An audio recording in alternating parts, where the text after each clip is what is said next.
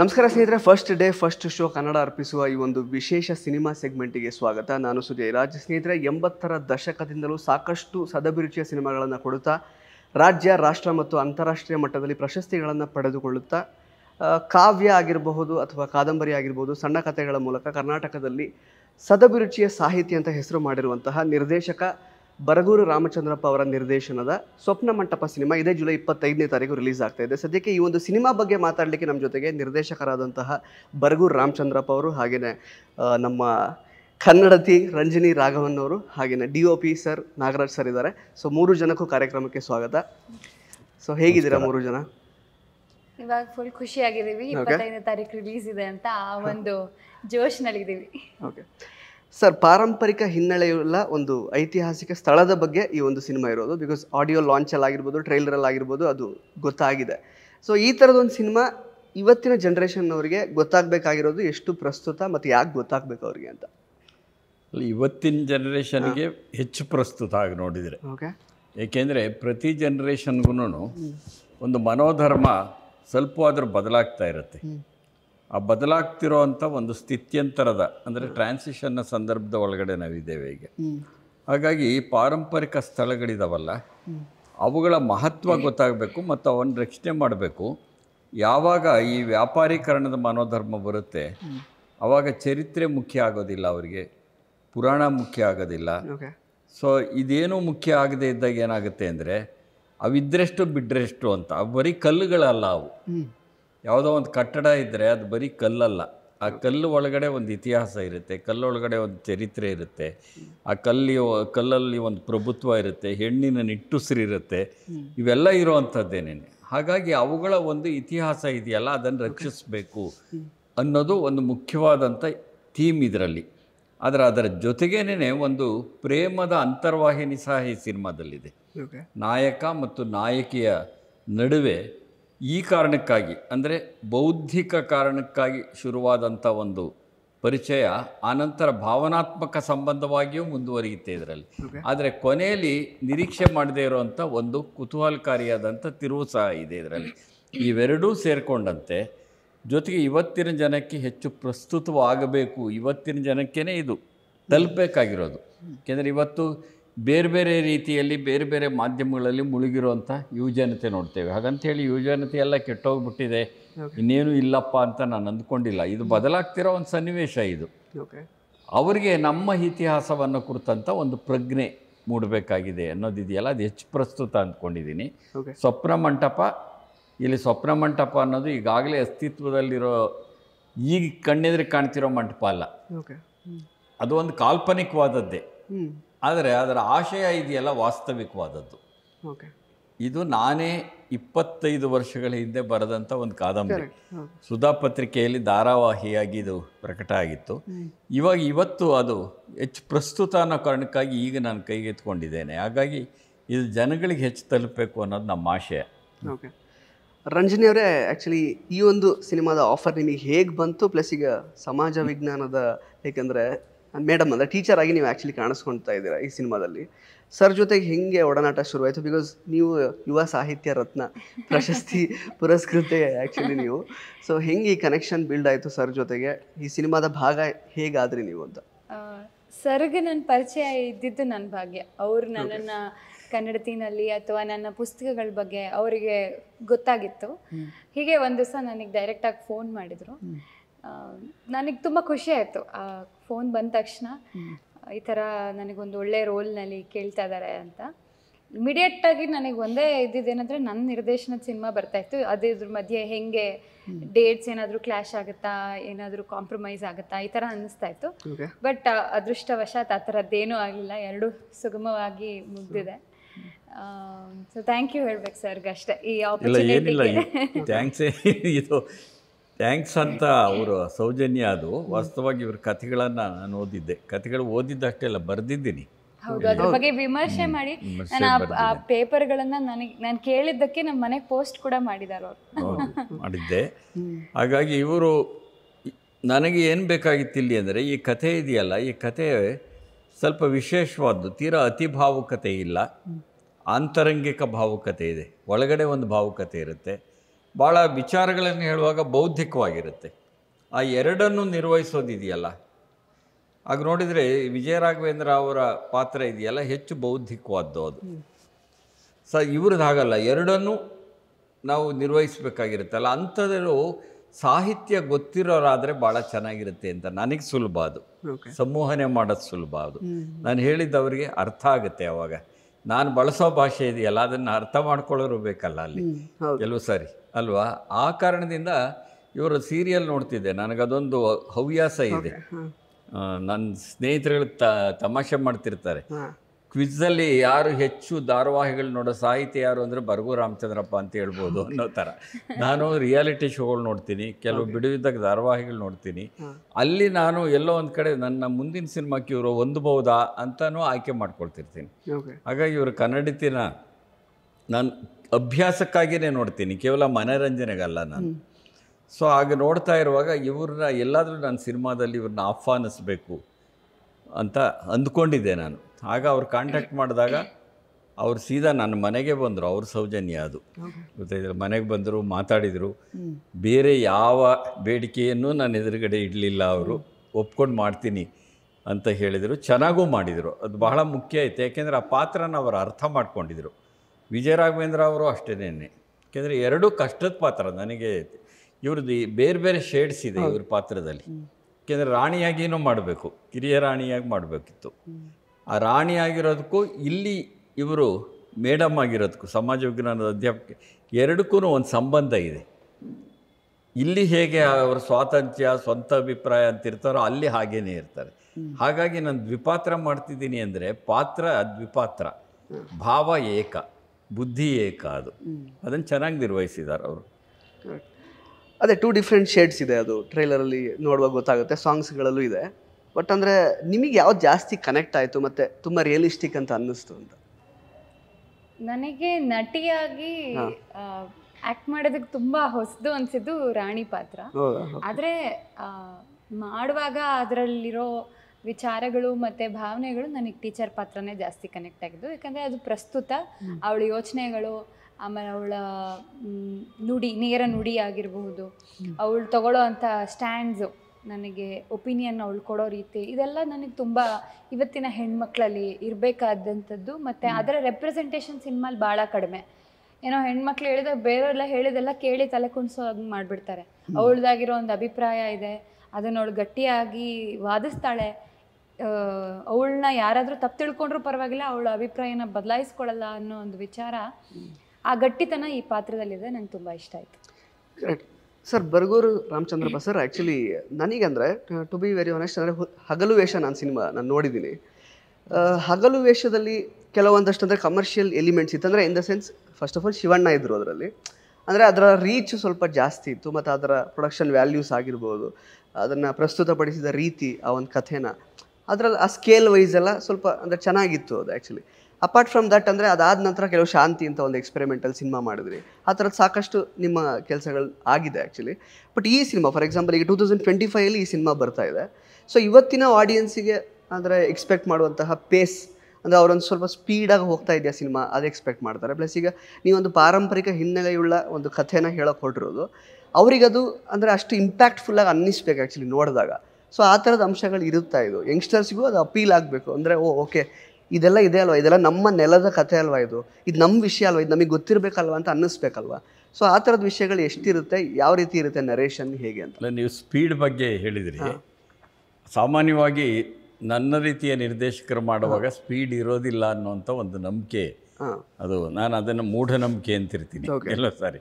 ಅಂದರೆ ಕಲಾತ್ಮಕ ಚಿತ್ರಗಳು ಅಂದರೆ ನಿಧಾನವಾಗಿ ಹೋಗ್ತಾ ಇರುತ್ತವೆ ಅಂತ. ನನ್ನ ಸಿನಿಮಾ ಇದನ್ನು ನೋಡಬೇಕಾದ್ರೆ ಖಂಡಿತ ಅಷ್ಟು ನಿಧಾನ ಇರೋದಿಲ್ಲ. ಹಾಗಂತ ಹೇಳಿ ಪಕ್ಕ ವ್ಯಾಪಾರಿ ಮನೋಧರ್ಮದ ಮುಖ್ಯವಾಹಿನಿ ಸಿನಿಮಾಗಳಿರುತ್ತವಲ್ಲ ಹಾಗಿರೋದಿಲ್ಲ. ಯಾಕೆಂದರೆ ಇದರಲ್ಲಿ ಫೈಟ್ ಇರೋದಿಲ್ಲ, ಈ ಥರದ್ದೆಲ್ಲ. ಆದರೆ ಎಲ್ಲೆಲ್ಲಿ ಬೇಕೋ ಅಲ್ಲಲ್ಲಿ ಬೇಕಾಗಿರುವ ಸಹಜವಾದ ರೀತಿಯಲ್ಲಿ ಹಾಡುಗಳಿವೆ ಇದರಲ್ಲಿ, ಬಹಳ ಸಹಜವಾಗಿ ಬೆರೆತುಕೊಂಡಿವೆ. ಆಮೇಲೆ ಸ್ಪೀಡ್ ಇದೆಯಲ್ಲ, ಅದನ್ನು ಈ ಸಿನಿಮಾದ ವಸ್ತುವಿಗೆ ಎಷ್ಟು ಬೇಕೋ ಅಷ್ಟನ್ನು ನಾವು ಆ ವೇಗವನ್ನು ನಾವು ಅಲ್ಲಿ ನಿರ್ವಹಿಸಿದ್ದೇವೆ. ನಾವು ಎಲ್ಲೂ ಬೋರ್ ಆಗಬಾರ್ದು ಸಿನಿಮಾ. ಮುಖ್ಯವಾಗಿ ಎಲ್ಲಿ ಬರುತ್ತೆ ಅಂದರೆ ರೀಚ್ ಆಗಲ್ಲ ಅನ್ನೋದು. ಸಿನಿಮಾ ನೋಡ್ತಿರ್ಬೇಕಾದ್ರೆ ಬೋರ್ ಆಗುತ್ತೆ ಅಂತಾರೆ ಇದು ಒಬ್ಬೊಬ್ರದ್ದು ಒಂದೊಂದು ಸ್ಟೈಲ್ ಇರ್ತದೆ. ನಾನು ಆ ಥರದ ಸಿನಿಮಾ ಈ ಥರದ ಸಿನಿಮಾ ಅಂತಲ್ಲ, ಅವರವ್ರ ಸ್ಟೈಲ್ ಅದು. ಎಷ್ಟೋ ಸಿನಿಮಾಗಳಿದಾವಲ್ಲ ಕಲಾತ್ಮಕ ಅನ್ನೋ ಹೆಸರಿನಲ್ಲಿ. ಈಗ ಸತ್ಯಜಿತ್ ರೇದು ಒಂದು ಸ್ಟೈಲ್ ಇತ್ತು, ಮೃಣಾಲ್ ಸೇನ್ದು ಒಂದಿತ್ತು, ಋತ್ವಿಕ್ ಘಟಕದ ಬೇರೆಯೇ ಸ್ಟೈಲ್ ಇತ್ತು. ಈ ಥರ ಈವನ್ ಆರ್ಟ್ ಫಿಲಮ್ ಅಂತ ಏನು ಕರಿತಾ ಬಂದರು, ನಾನು ಆರ್ಟ್ ಫಿಲಮ್ ಅಂತ ಕರಿತಾ ಬಂದರು ಅಂತ ಹೇಳ್ತಿದ್ದೀನಿ ನಾನು. ಅಲ್ಲೂ ಸಹ ಅನೇಕ ಪ್ರಯೋಗಗಳಿವೆ. ಭಾಳಷ್ಟು ಜನ ಬೇರೆ ಬೇರೆ ಪ್ರಯೋಗಗಳನ್ನು ಮಾಡಿದ್ದಾರೆ. ತುಂಬ ನಿಧಾನವಾಗಿ ಮಾಡಿರೋದುಂಟು. ಆಮೇಲೆ ಒಂದು ಶಾರ್ಟ್ ಕಂಪೋಸಿಷನ್ನಲ್ಲೇ ಒಂದು ಧ್ವನಿ ಬರಬೇಕು, ಅದಕ್ಕೆ ಬೇರೆ ಅರ್ಥ ಬರಬೇಕು ಅಂತ ಮಾಡಿರೋದುಂಟು. ಇವೆಲ್ಲ ಇದೆ. ಆದರೆ ನಮಗೆ ಕನ್ನಡ ಸಂದರ್ಭದಲ್ಲಿ ನಾವೇನು ಮಾಡಬೇಕು? ಕನ್ನಡದ ಆಡಿಯನ್ಸ್ ಮನೋಧರ್ಮ ಇದೆಯಲ್ಲ, ಈಗ ಒಂದೊಂದು ಪ್ರದೇಶದಲ್ಲೂ ಒಂದೊಂದು ರೀತಿಯ ಮನೋಧರ್ಮ ಬೆಳ್ಕೊಂಬಂದಿರುತ್ತೆ. ಮನಸ್ಸಿಗೊಂದು ಇತಿಹಾಸ ಇದೆ ಅಲ್ವಾ, ಮನಸ್ಸಿಗೊಂದು ಚರಿತ್ರೆ ಇದೆ ಯಾವಾಗಲೂ. ಸೊ ಅದನ್ನು ರೀಚ್ ಆಗೋದು ಹೇಗೆ, ಅದನ್ನು ಗಮನದಲ್ಲಿ ಇಟ್ಕೊಂಡು ಈ ಸಿನಿಮಾ ಮಾಡಿದ್ದೀವಿ. ಇದರ ಒಟ್ಟು ನಿರೂಪಣೆಯ ವಿಧಾನವೇನೇ ಹಾಗೆ ಒಂದು. ಎರಡನೇದು, ಈಗ ನೋಡಿ ವಿಜಯ ರಾಘವೇಂದ್ರ ಅಂದರೆ ಗೊತ್ತಿರುತ್ತೆ ಅಲ್ವಾ, ರಂಜನಿ ರಾಘವನ್ ಅಂದರೆ ಗೊತ್ತಿರುತ್ತೆ. ವಿಜಯ ರಾಘವೇಂದ್ರ ರಂಜನಿ ರಾಘವನ್ ಇದ್ದಾರಪ್ಪ ಅಂತಲೇ ಸಿನಿಮಾ ನೋಡೋಕ್ಕೆ ಬಂದರೆ ಅಲ್ಲ ಆಮೇಲೆ ಬರಗೂರು ರಾಮಚಂದ್ರಪ್ಪ ಕಾಣಿಸ್ಕೊತಾರೆ. ಅದು ಒಂದು ರೀತಿ ಒಂದು ವಿಧಾನ. ಇದು ಇನ್ನು ಎಷ್ಟು ಜನ ಫ್ಯಾನ್ ಫಾಲೋವರ್ಸ್ ಇದ್ದಾರೆ ಅಲ್ಲ, ಇನ್ನೊಂದು ಇರುತ್ತೆ. ಇನ್ನೊಂದು ಬರಗೂರವ್ರು ಮಾಡಿದಾರಪ್ಪ, ಅವ್ರ ನಿರ್ದೇಶನ ಹೇಗಿದ್ದಿರ್ಬೋದು ಅಂತ ನೋಡೋಂಥವ್ರು ಇರ್ತಾರೆ. ಎರಡೂ ಇರ್ತಾರೆ. ಆ ಎರಡೂ ಸೇರಿ ಬಂದು ನೋಡಿದಾಗ ಸಿನಿಮಾ ಅವ್ರಿಗೆ ತಲುಪಬೇಕು ಮುಖ್ಯವಾಗಿ. ಆದರೆ ಸಿನಿಮಾ ತಲುಪಿಸೋದಕ್ಕಾಗಿಯೇ ಯಾವ ಗಿಮಿಕ್ಸು ಮಾಡಿಲ್ಲ ನಾನು. ಗಿಮಿಕ್ಸ್ ಮಾಡೋದು ಇಲ್ಲ. ನಂದು ಜೀವನದಲ್ಲಿ ನನ್ನದೇ ಕೆಲವು ನಂಬಿಕೆಗಳಿವೆ, ಸಾಹಿತ್ಯದ ಒಳಗಡೆ ಕೆಲವು ನಂಬಿಕೆಗಳಿವೆ. ನನಗೊಂದು ಸಾಮಾಜಿಕ ಜವಾಬ್ದಾರಿ ಇರಬೇಕು ಅಂತ ನಂಬ್ಕೊಂಡವನು ನಾನು. ಸಾಹಿತ್ಯದಲ್ಲೂ ಅದನ್ನು ನಾನು ಮಾಡ್ಕೊಂಬಂದಿದ್ದೀನಿ. ಸಿನಿಮಾ ಮಾಡೋರಿಗೆ ಇನ್ನಷ್ಟು ಸಾಮಾಜಿಕ ಜವಾಬ್ದಾರಿ ಇರಬೇಕು. ನಾವು ಅಭಿರುಚಿ ಬೆಳೆಸ್ತಿದ್ರೂ ಪರವಾಗಿಲ್ಲ, ಅಭಿರುಚಿ ಕೆಡಿಸ್ಬಾರ್ದು. ಸೊ ಆ ಹಿನ್ನೆಲೆ ಒಳಗಡೆ ನಾವು ಹೆಚ್ಚು ಜನರನ್ನು, ಎಲ್ಲ ಜನರನ್ನು ಅನ್ನೋದು ಯಾವ ಸಿನಿಮಾನೂ ಎಲ್ಲ ಜನರನ್ನು ಅಂತ ಹೇಳೋಕ್ಕಾಗಲ್ಲ, ಹೆಚ್ಚು ಜನರನ್ನು ತಲುಪುವಾಗೇ ಈ ಸಿನಿಮಾ ಮಾಡಿದ್ದೀವಿ. ಮತ್ತು ಜನ ನೋಡಬೇಕು ಅಂತ ಬಯಸ್ತೀವಿ ನಾವು. ಓಕೆ ರಂಜಿನಿ ಅವರೇ, ಆ್ಯಕ್ಚುಲಿ ನೀವು ಕೂಡ ಇವಾಗ ನಿರ್ದೇಶಕರು, ಆಲ್ರೆಡಿ 80% ಸಿನಿಮಾ ಎಲ್ಲ ಮುಗಿಸಿದ್ದೀರ ನಿಮ್ಮದು, ಡಿಕ್ಕಿ ಎಲ್ಲ. ಸೊ ಈಗ ಆ್ಯಸ್ ಎ ಡಿರೆಕ್ಟರ್ ಅಥವಾ as A normal general audience ಥರ ಈ ಸಿನಿಮಾ ನೋಡಿದಾಗ ನಿಮಗೆ ಹೇಗೆ ಅನಿಸುತ್ತೆ? How this project has shaped up? ಯಾವ ಥರ ಅನಿಸುತ್ತೆ? ಎಷ್ಟು ಇಂಪ್ಯಾಕ್ಟ್ ಕೊಡುತ್ತೆ ಈ ಸಿನಿಮಾ? ಆಡಿಯನ್ಸಿಗೆ ಯಾವ ರೀತಿ ಇಷ್ಟ ಆಗುತ್ತೆ? ಮೊದಲನೇದಾಗಿ ಅದೇ, ಇವಾಗ ನಾವು ಫಾರ್ಮುಲಾ ಬೇಸ್ಡ್ ಸಿನಿಮಾಗಳ ಹಿಂದೆ ಓಡ್ತಾ ಇರುವಾಗ ಒಂದು ಸ್ವಂತಿಕೆ ಇರುವಂಥ ಸಿನಿಮಾ ಬಂದಾಗ ಅದನ್ನು ನಾವು ಒಪ್ಕೊಳ್ಳೇಬೇಕಾಗತ್ತೆ. ಎಲ್ಲರೂ ಒಂದು ಟ್ರೆಂಡಿಂದನೇ ಓಡ್ತಾ ಇದ್ರೆ ಒಂದು ಯಾವುದೋ ಒಂದು ಒರಿಜಿನಾಲಿಟಿ ಇರುತ್ತೆ, ನಮ್ಮದು ಅನ್ನೋದಿರುತ್ತೆ. ಸೊ ಆ ಥರ ವಿಚಾರಕ್ಕೆ ಬಂದಾಗ ಈ ಸಿನಿಮಾ ಬಹಳ ವಿಭಿನ್ನವಾಗಿ ನಿಂತ್ಕೊಳ್ಳುತ್ತೆ. ಆಮೇಲೆ ಇತ್ತೀಚೆಗಂತೂ ನಮಗೆ ಚಾರಿತ್ರಿಕ ಸ್ಮಾರಕ ವಿಷಯವಾಗಲಿ, ಒಂದು ಹಿಸ್ಟಾರಿಕಲ್ ಬಗ್ಗೆ ಆಸಕ್ತಿ ಇರುವಂಥ ಸಿನಿಮಾಗಳು ನಾನು ನೋಡಿದಾಗ ಅತಿ ವಿರಳವಾಗಿ ಬಂದಿದೆ ಸಿನಿಮಾ. ಈ ನಮ್ಮ ಪಿಕ್ಚರ್ ಬೆಂಗಳೂರು ಇಂಟರ್ನ್ಯಾಷನಲ್ ಫಿಲ್ಮ್ ಫೆಸ್ಟಿವಲಲ್ಲೂ ಸ್ಕ್ರೀನ್ ಆಯಿತು. ಆಗ ಸುಮಾರು ಜನ ಇಷ್ಟಪಟ್ಟರು.